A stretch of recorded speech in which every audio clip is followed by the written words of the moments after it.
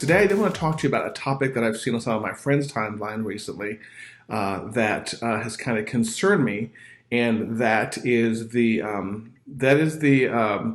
we're a little bit of a fascination right now with some of the new social media sites out there real quick, and I want to talk about those because this is a cycle that we have to go through every now and then. Hey, Rich, thanks for tuning in. This is a cycle we have to go through every now and then, and right now I think it's TikTok. Is that the latest one I hear? And before that, we obviously have the Instagrams of the world, which I'm okay with. And Mr. Hatter, Mr. WordPress himself tuned in. Very cool, man. Before that, we had, goodness gracious, this was just on the tip of my tongue as I was thinking about this on the flight out there. Before TikTok, we had, Snapchat. Snapchat, that was the other good one right there. And this is, you guys just have to remember this cycle of new social media accounts, okay? It's the cycle. Somebody gets an influx of money, they develop a cool new thing that allows you to do animations on your face, or cool loops, or silly GIFs, or whatever else, and people all flock to it insanely, and then everyone says, oh, Facebook is dead, or YouTube is dead, or Instagram is dead. You got to go over and try this new one. And now, now you hear, oh, Facebook is dead. It's TikTok. All the kids are on TikTok now. You got to be using TikTok. And that's bullshit. Number one, let's just get it right out there. That's bullshit. I don't care what Gary Vee says. I don't care what your social media guru says. You just have to remember that this is a cycle. We keep repeating this. Someone comes out with a new social media site, people go crazy, they say the old ones are dead, and that new one dies off. And I think because we're so saturated with social media sites that the early adopters are going to be the early adopters are the ones that have the cash, are the ones that are going to be sticking around for a while. I mean, there's nothing new on TikTok that I haven't seen on Facebook. There's nothing new on Snapchat that Facebook doesn't do. And what these other sites are doing is they're giving actually feature ideas, in my opinion, to the older sites. So if the Facebook developers or Facebook corporate design team sees, they see Snapchat doing something cool or TikTok doing something cool, all it takes for them is their developer team to adapt those features into Facebook real quick. As a matter of fact, I think that's where we got Facebook stories. Adapt those features into Facebook real quick, and then the conversation's over. And I guarantee you, Facebook has a lot more cash sitting around than the TikToks of the world, and the Snapchats of the world, and whatever other ones maybe come about in the world. So I saw some people on my timeline recently talking about, how to use TikTok for business, and how maybe you should look at using TikTok more for business versus using, a Facebook fan page or Instagram. You know what? Please focus. Don't forget. Focus on the stuff that works. Hey, Donna, thanks for tuning in. I appreciate it. Let's not forget the stuff that works. I always, people pay me good money to consult on social media, whether it's on TV or whether it's travel across on business like I am right now. And we always have to focus on the core ones. And to me, the core ones are the Facebook pages, which leads you to Facebook paid advertising, and YouTube. If I had to pick one or two social media accounts, that's what I would pick, and that would not change. And do not get distracted by the TikToks of the world. There's going to be another TikTok, something else in 6 months. There's going to be another TikTok in 2 years. Now, I am on some of these other social media sites. Haven't gotten a TikTok account, don't care to, probably never will. Had a Snapchat account for about 30 seconds. And then, that was really exciting. Not.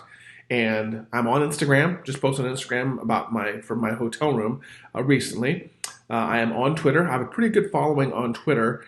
And I even think I'm verified on Twitter. And my license plate in Oklahoma City is Twitter. Damn right. Donna, look at this. See, Donna, I'm even wearing a Stop Doing Nothing shirt right there. So you're darn right. Stop doing nothing.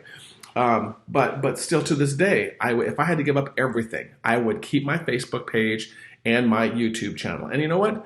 Between those two, and I'd like your opinion in the comments right here, between those two, to tell you the truth, it'd be a hard choice between deciding if I had to keep just the Facebook page or just the YouTube channel, because I mirror everything.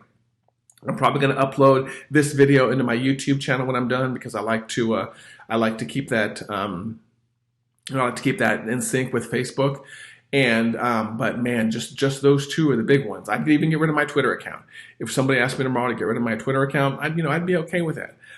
Even though, and by the way, this is some of the reasons people don't like Facebook, is even though the organic reach on Facebook is lower than it's been in the past. I really don't care. I go to Facebook because of the targeting.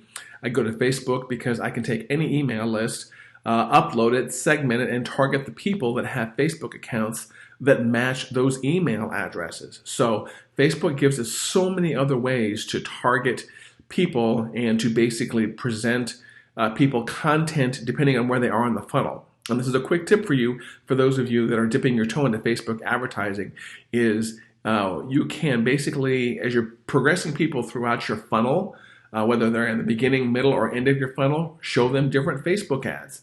That's the beauty of the targeting, is you can build audiences for those different people.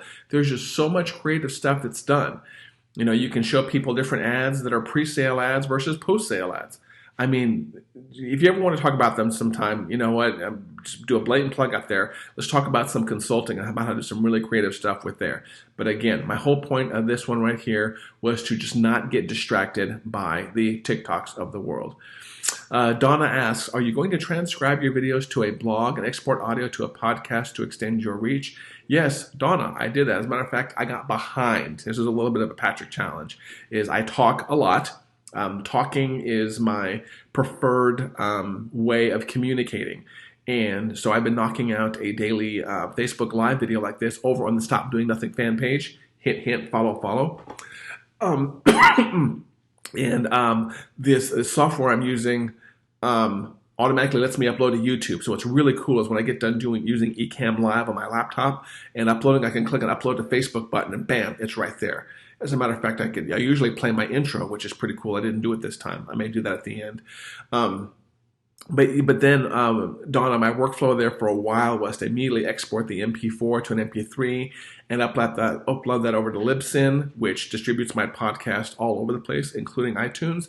I actually got behind on doing that for a while. So on the morning of November 30th, I got caught up and I published like 5 or 6 podcast episodes. So, my podcast history is regular publish, a big gap, and then like 5 episodes on November 30th. So as long as I keep up with that, it's very good. As far as the transcription goes, I have not done that yet because it's a little bit longer in my workflow. And the reason it's longer in my workflow is because even though I can give the MP3 over to a service like Rev, at rev.com, when it comes back, I need somebody with some better eyeballs than me. Hey, Wayne, thanks for tuning in, man. I need somebody that has better grammar skills than I do to basically go through and clean that up. A couple of times I've posted my transcriptions directly from rev.com because it's a little rough. It really is. I mean, I want to edit out the ahs and the ums and things like that.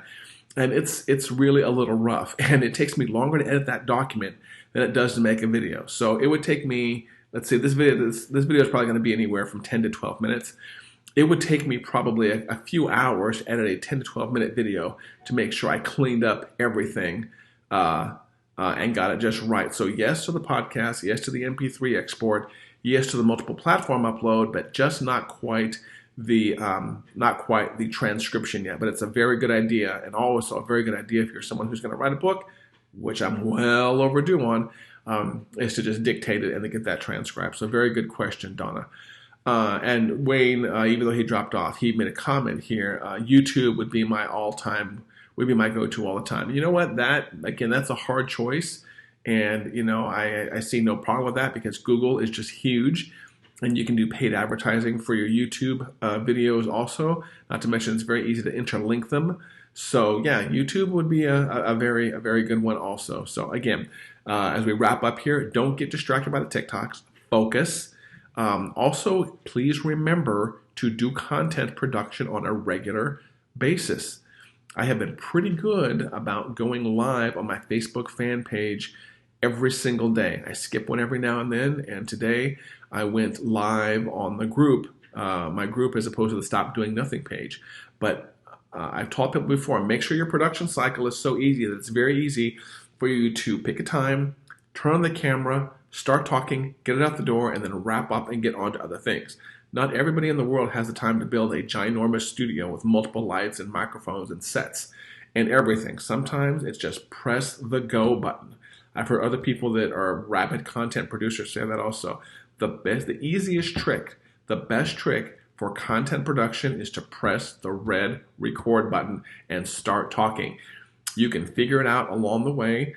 For my daily Facebook lives, what I've been doing is I've been sketching out an agenda a few hours ahead of time and kind of revisiting what I wanted to say, but I don't work on it for hours and hours. I work on it for maybe a couple of hours and get it sketched out. And then when I press the record button, when I press the go live button, you know what, I figure it out. And for those of you that are professional public speakers, you should be able to do that. When you press the record button, it should be off and running. So if you have any questions about that, as always, drop a comment right here. I am going to try and go live again tomorrow, although I'll have to do it pretty early because I have an all-day staff meeting in Florida. So it may be either lunchtime or really early or later in the evening. But again, with this regular content production, I'm in that thing right now, and you guys have heard this before about habits. It's very hard to break that chain. You know, once I start doing Facebook Lives every day, I don't want to break that chain. So right now I think I'm on a run of, I don't think I did one Thanksgiving. I think I'm on a run of about 4 or 5 days. And I really don't want to break that chain. So whether I use my phone or my laptop or the higher end camera back in the main office in Oklahoma City, I'm going to try and not break that chain for you guys. And if you're, by the way, if you have a channel that you're doing a regular content production on also, I would encourage you to link it down in the comments. Share where you are talking about your topic on a regular basis so we can get you some more followers. And as always, do me a favor, go over and subscribe to the Stop Doing Nothing podcast over on iTunes and Stitcher and iHeartRadio. And what else? Goodness, what was I going to say? Oh, do this for me. If you are someone who has an Alexa or you know someone that has an Alexa, test this out. Say, Alexa, play Stop Doing Nothing podcast, and let me know if that works. It works on my Alexa. I want to make sure it works on other people's Alexas also. And if you're not a fan of the Stop Doing Nothing fan page, do me a favor and go over and like that fan page also. Stay focused, my friends. Stay focused on producing halfway decent video for sure. And don't really get enamored by the shiny object they call TikTok out there, because you know what? It's not gonna make a dent, at least but a smither of a dent, It's not gonna make a sliver of a dent in the Twitter / YouTube / Facebook world. Okay, we're not going anywhere. This is Patrick signing off from Florida. I'm going to go out and actually put my feet in the sand, I think, at some point today also. But until the next live, when I have all of you guys tuning in, thank you very much for watching, and go out there and get creative.